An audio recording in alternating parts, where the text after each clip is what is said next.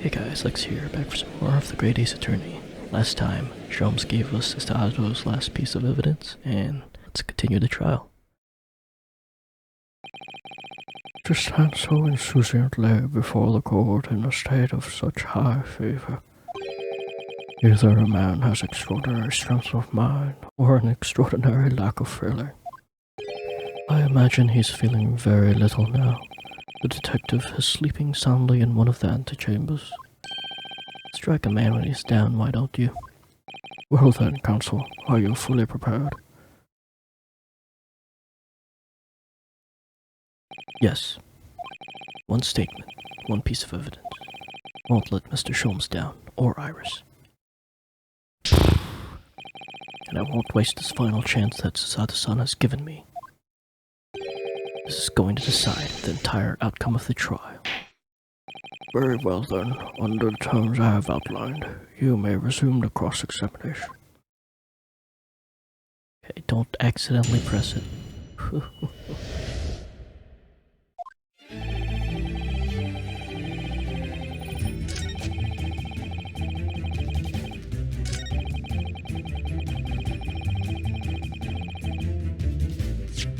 Let's go. Oops. Can I look at it? Doesn't do anything. Oh, there it is. Cool. Phew, those fish's teeth look like they could rip through almost anything. They're good, aren't they? They're made of special alloy active all just for this job. She just creates everything.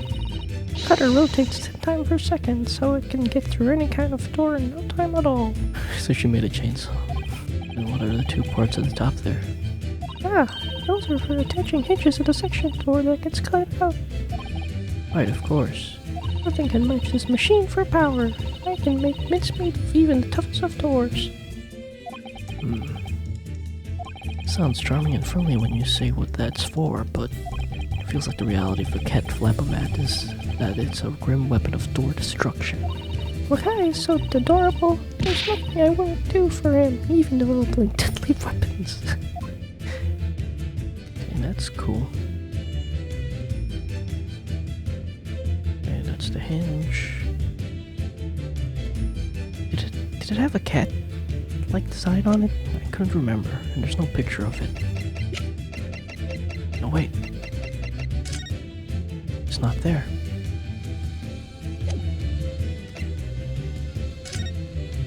Oh. Oh. Oh. It's not there. 130. It's there. Oh shit. Objection! What on earth is that eccentric contraption, counsel? Oh, it's my Cat-Flapomat, my lord. It makes a way for cats to get in or out of a room.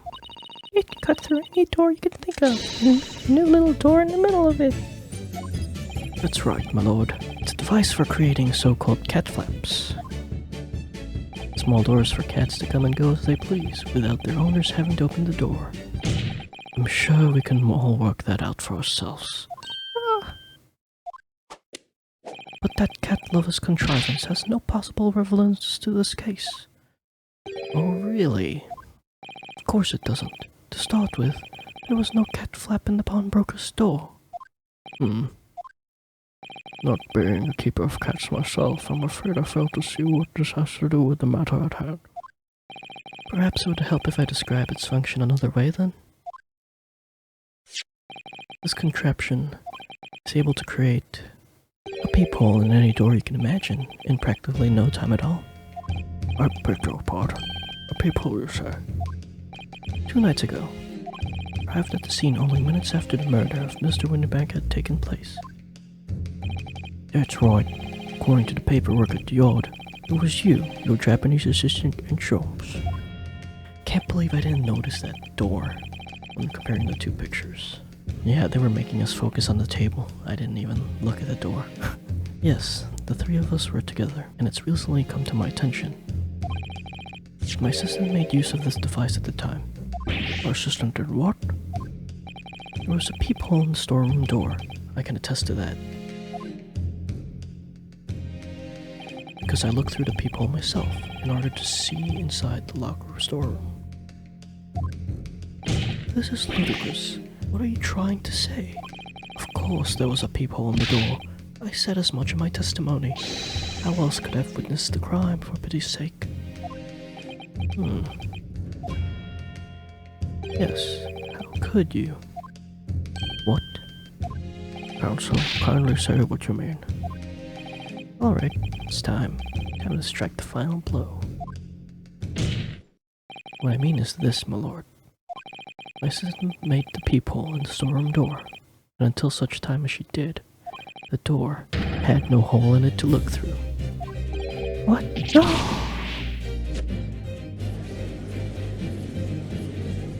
Objection! This is a farce. Are you really suggesting that the peephole in the door was... Yes, it was created only after the incident had taken place by my judicial assistant using this device. Your assistant tampered with the crime scene whilst being fully aware of the gravity of her actions. That is a most serious act of vandalism. For which I humbly apologize, my lord. It was in the few minutes that I left the scene in order to pursue the Skulkin brothers and alert the police. Nevertheless, in the light of this new information, it becomes apparent that Mr. Graydon's testimony is riddled with holes. Riddled with. Explain yourself, counsel. The majority of Mr. Graydon's testimony that appears to incriminate the defendant is based upon what he witnessed through the peephole in the storeroom door. Yes, that filthy girl shooting the man in the back. However, if at the time of the incident, that peephole did not yet exist in the door, there's no possible way that you could have seen what you claim to have seen. In short, your entire testimony is a pack of lies.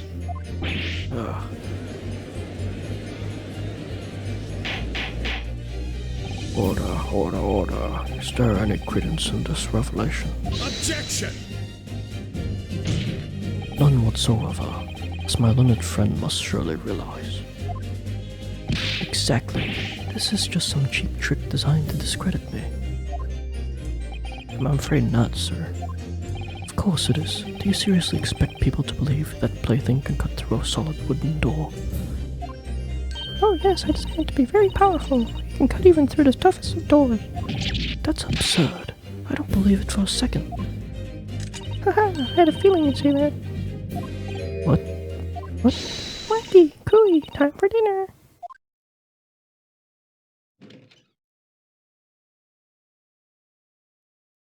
Meow.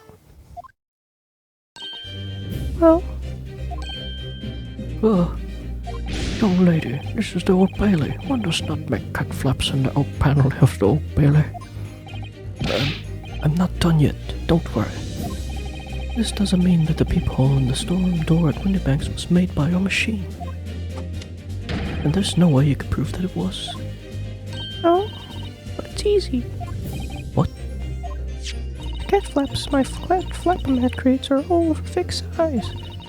The dimensions of the peephole at Windybanks are an exact match.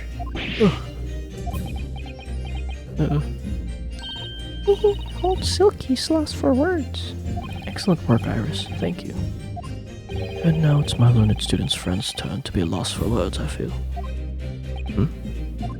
I believe your judicial assistant has already left the country for your Eastern Island home. Well, yes, that's true.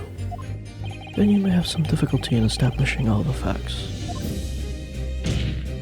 For the sake of argument, let us assume the peephole has dimensions that are a perfect fit for this contraption. In that case, when was the peephole cut? The prosecution demands proof of your answer. Ah, I already have proof. What is the purpose of your line of inquiry, Lord Van Six? It's very simple, my lord. The defense argues that the peephole was created after the incident using this device.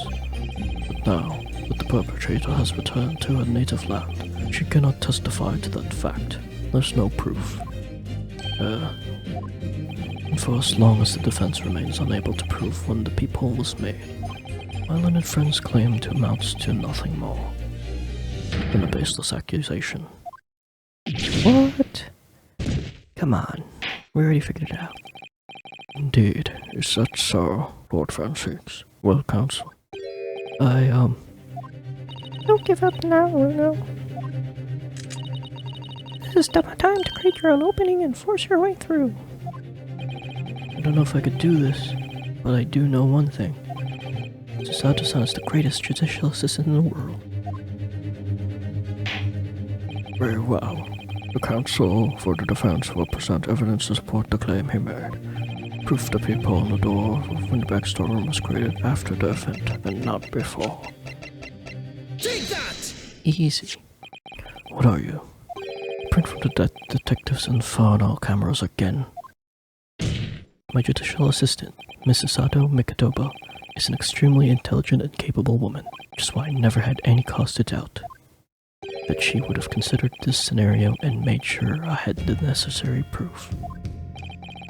The necessary proof in this photographic print, counsel? This print shows a scene in the shop moments after the defendant entered the premises. Agreed. It also shows the accused mercilessly wielding a gun in the direction of the defenseless broker. But more to the point, it pictures the storm door in the background. Let's see that print again. I don't believe it.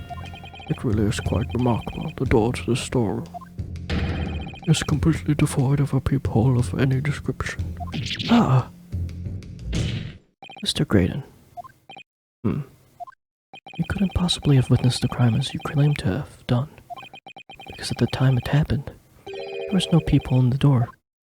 In other words, your testimony. The catalog of lies.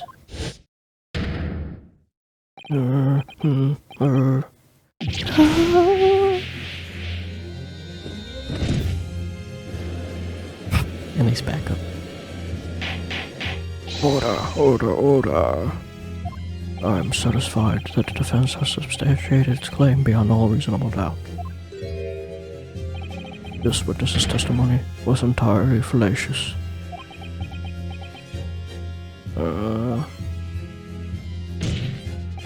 That's not the only thing we know beyond all reasonable doubt. My learned friend's assistant's guilt can no longer be denied. That woman tampered with the crime scene. There. But more importantly, Good Lord, there's more, Lord Francis. the defense may have established a reprehensible instance of perjury, but that is no proof that this man is the victim's killer. Yes, that's right. What? I was there at the scene, it's true. And I was shot in the arm, it's true, but that's all. Yes, in fact, if you look at the circumstances, I am the victim here. Oh, please. No, Okay. I don't believe this. But they're right.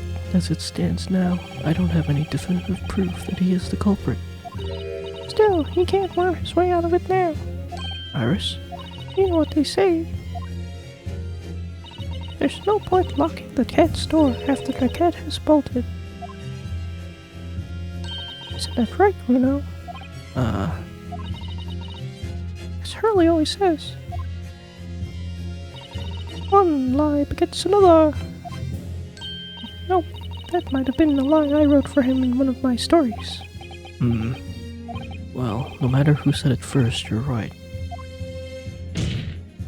Mr. Graydon, not only did you give false testimony to the court, but the lies you told make no sense. Make no sense? What do you mean by such a remark? What you said in your testimony reveals that you know something you shouldn't have known.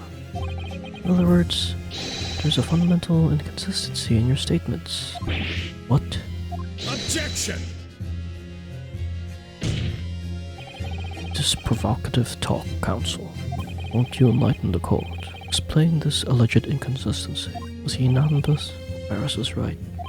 One lie begets another. The inconsistency is revealed by the lies in the witnesses' statements. They show that Mr. Graydon had knowledge of something he shouldn't have known anything about, namely bloodstains. Okay, that's gonna be something difficult. The bloodstains that were present on Miss Lestrade's coat.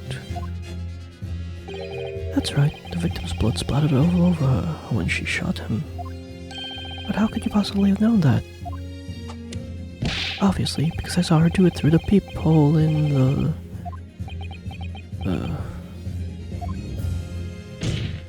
Point is, not that you lied on your testimony, Mr. Graydon. It's the nature of the lie you concocted that is so revealing. You're not making any sense. Then let me ask you a simple question. How is it, Mr. Graydon, that you knew of the existence of the peephole in the storeroom door? What? Well, obviously, How's the cat got your tongue, witness? the peephole in the door was made after the incident occurred. And once I returned to the shop, having failed to catch the two burglars, Scotland Yard's investigators arrived immediately. Since that time, the police have been at Lindybanks constantly carrying out their investigation. Isn't that right, Inspector Gregson? Well, yes, of course. The place is chock full of pawned articles, and my lads have thoroughly examined them all. So I gave the order to have the officers working around the clock in shifts so we could go through it all. Consequently, there's no way that you, Mr. Graydon, could have gained access to the shop. Therefore, you should have known nothing about the peephole in the storeroom door. The fact that its existence forms the basis of your testimony is completely inexplicable. Objection! Yet the fact remains that Mr. Graydon did maintain that he witnessed the crime take place through the peephole door. How on earth is that possible? Could I have a word, please, Lord Van Zeeks? Speak, Inspector. It's just that I really ought to be getting back to the station now to put in my report. There's really nothing more I can add to this testimony, so if it's all the same to you. Permission denied. Oh, It's not all the same to me, Inspector. Not at all. You will remain exactly where you are until this trial concludes. Is he a bad guy? of course, sir. Mr. Graydon. You shouldn't have known about the existence of that peephole. Which can only mean you must have been informed about it by somebody else. Objection! Stop there, my learned friend. You realize, I trust, that the words you just uttered have extremely serious implications. Is he really a skulkin? Yes. But the defense believes that the details about the case that Mr. Graydon claims to have seen must have been revealed to him by a certain person before his testimony. And in fact, concerning a particular clue we have, there's really only one person that it could be. Who's the person in question, counsel? Who gave this witness details of the crime scene to facilitate his testimony? Take that! The truth is, it can only have been you, Inspector Gregson. Me? Objection! You had better have some proof to substantiate such a rash claim, my learned friend. Concerning the fact, we have only been aware of Mr. Ashley Graydon's identity for the last few hours. You learned of it only during the course of the trial today. Indeed, preparations for this testimony were made with great urgency during our hour-long recess, while the police executed the subpoena and brought the man here for the communication station. Until that time, Mr. Graydon would have had no idea. No inkling that he would suddenly be required to appear in court. Are you suggesting that until such time as he was summoned? Yes, my lord. Till then, it's reasonable to assume that he knew nothing of the peephole. It was only once Mr. Graydon was in the stand that he realized his position. That he would have to defend himself against the accusation that he was the third intruder. Are you suggesting to the court that it was while this trial was in progress that he received the information, so that he could commit perjury in order to save his skin? Exactly. The only person with knowledge of the investigation that he had any contact with is you, Inspector Gregson. This is a bloomin' outrage. Why would I be giving away details of our investigations to this fellow, eh? You like to give the details to everyone, like Sholmes. I was summoned to his lordship's chambers during the recess in any case. Had you forgotten that? Quite true. I had a number of questions regarding the events that transpired at the Pawnbrook. Oh shit. Did he burn the omnibus? Which means the first time these two laid eyes on one another was after proceedings resumed following the recess. Since then, they've been in full view in the stand, while such illicit discussions couldn't possibly have occurred. Huh? Oh. I just remembered something right now. What is it, Iris? There was one time before, wasn't there? I think it was when Ginny was testifying. Oh yes, now you mention it. And the bailiff was dispatched to retrieve McGilded's music box from the scene of the crime. That's it. It was during that testimony. I remember finding it strange that at the time, Mr. Graydon and the Inspector seemed to be having some kind of secret discussion. Yeah. It would have been possible for you to give Mr. Graydon the information you needed then. You little toe rag. You're making all this up. I'm a respectable Scotland Yard inspector, for crying out loud. Why would I do something like that? Why would I be giving away confidential details to the likes of this bloke? Admittedly, you wouldn't have had any reason to do something like that for no gain. But perhaps it's part of a deal of some kind. Then it starts to make more sense. What deal, counsel? I wonder if perhaps in exchange for details about the peephole and the crime scene, Mr. Graydon agreed to give a certain something to the inspector.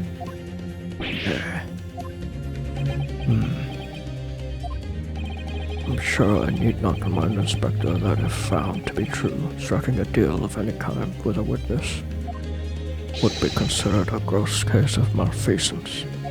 Well, Objection! It's becoming clear that jumping in with accusations is this Nipponese student's specialty. I didn't do that. But with the stakes so high, the prosecution is not prepared to listen to baseless charges. It is incumbent on the defense now to present evidence in support of this diabolical claim. Evidence? Just what are you proposing that the inspector demanded of the witness in return? The court must see proof of this alleged deal. If Inspector Gregson really did strike a deal with Mr. Graydon, then logically there's only one thing he could have asked for. And it must be it. I don't know. Do you think it could be? Yes. It's the missing link that would join all the dots together in this puzzle. I must press you for an answer now, counsel. What evidence explains the nature of the alleged deal that Inspector Gregson made with the witness? Take that! Inspector Gregson, besides this murder, is it not true that you've been working on another very important case? What are you getting at now, Sunshine? Is it possible that this other top secret case is what's alluded to in this newspaper article here? The classified secrets being linked overseas for the Ministry of Justice. How to believe in Nora could you? We discovered during the course of this trial the music box deposited at Windybanks by Magnus McGilded. Special music box designed to play 2 discs at once. It would seem very likely now that encoded on the pair of discs that were in McGilded's possession are the leaked classified secrets So I put it to you, Inspector, that in order to recover the second of the discs containing those secrets, you covertly made a deal with Mr. Graydon in which you exchanged the discs for details of the case. You little...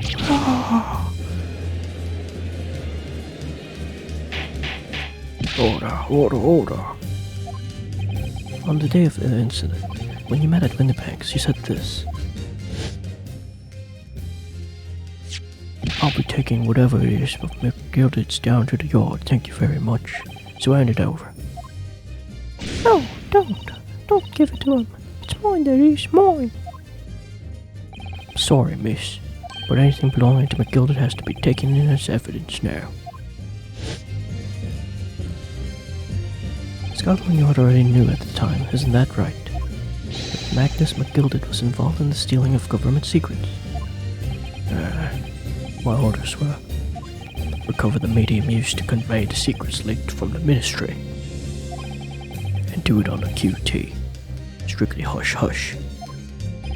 And that explains why, when I presented this disc as evidence to the court, you objected so heavily, I presume. Because you knew that it contained highly confidential information. Well, I mean, not likely, I was that sure of it myself. I realized there was a possibility, that's all. Inspector, surely you're not saying that in order to acquire the second piece of those music box discs, you did indeed reveal confidential details of this crime scene to the witness, to aid and abet this man in giving false testimony?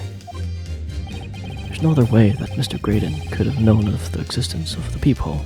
His only explanation, a deal was struck between these two men. No! Objection!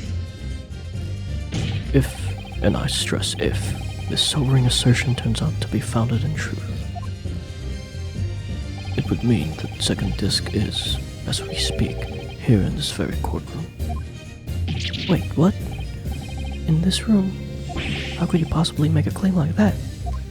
Because Inspector Gregson is a Scotland Yard detective. What? What's that supposed to mean, eh? As a seasoned policeman, the inspector would have approached this alleged deal with caution. Certainly, he would not have accepted a gentleman's agreement in this matter. No, he would have insisted on having the article agreed upon in the palm of his hand. Good gracious, then you mean to say Inspector Gregson already has the item in question in his possession? He has the second disc actually on his person? Yes! Oh, finally he said yes. Except, the defense demands that the inspector is searched at once. Definitely. They could only have struck a deal with each other when Ginny was testifying before. And Crixie hasn't moved from the witness stand since. My lord, please order an examination of his personal effects immediately. Well, Inspector.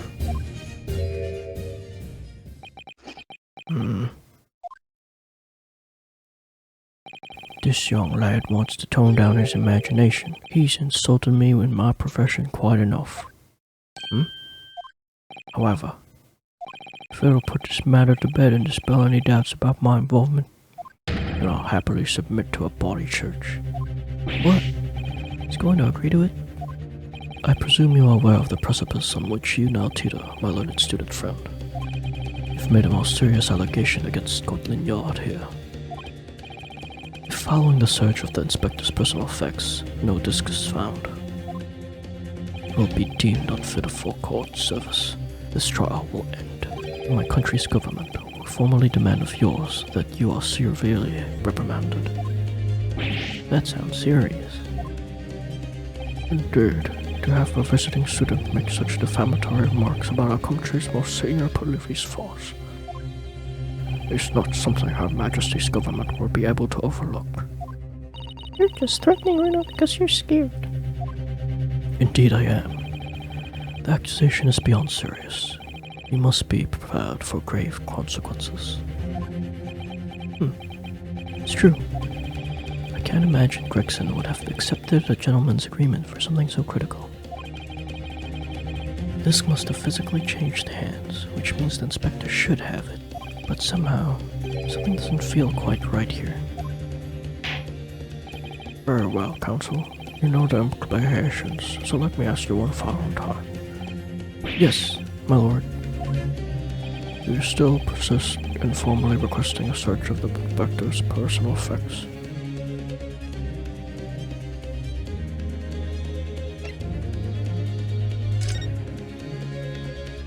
I think it's someone else. Yes, the defense formally demands the search be conducted. Well, Don't say that you weren't warned, but your typical Nipponese stubbornness may well land you in hot water this time. Perhaps the lesson will do you some good. fair enough. I've got nothing to hide. Very well then. Bailiff, conduct a search of the Inspector's personal effects. Objection! The defense demands a search, but not of Inspector Gregson. What? Now what's all this? I'm the one you're accusing, aren't I? I thought you'd wanted to search me. No, Inspector, not you. Somebody else. What's the meaning of all this, eh? Lost it at last, have you, sunshine? The court shouldn't have to put up with this nonsense. You're being completely irrational. Quiet, all of you.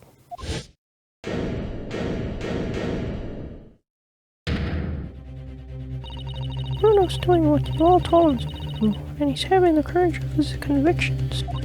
So you should respect that and listen to what he has to say in good faith. Because that's the British way.